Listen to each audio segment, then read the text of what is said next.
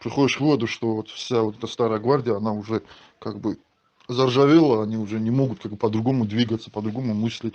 Они как бы работают по старинке, и это все нас не устраивает. И вот в этом изменившемся формате вот этой новой реальности, где национальная вот это как бы становится доминирующей по всей России, где татары, где там чеченцы, там осетины, калмыки, буряты, везде как бы на разных уровнях, то мы в этой реальности проигрываем, потому что не можем как бы э, перенастроиться, как бы эволюционировать.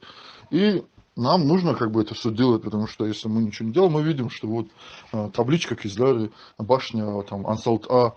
Сейчас посмотрим там Гумбети там или Цумаде, еще что-нибудь появится. И нам нужны новые лидеры, новые личности, новые лица.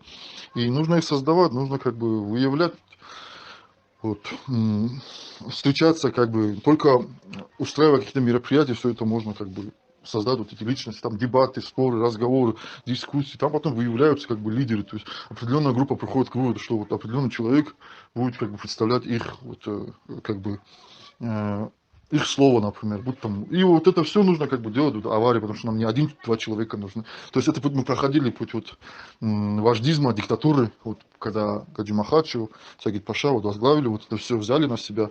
То есть это путь, ну, в то время это как бы, это было максимально то, что, видимо, наши могли сделать из нашего возможного, из нашего как бы ума жизнь, то есть как мы мыслили, как те люди мыслили.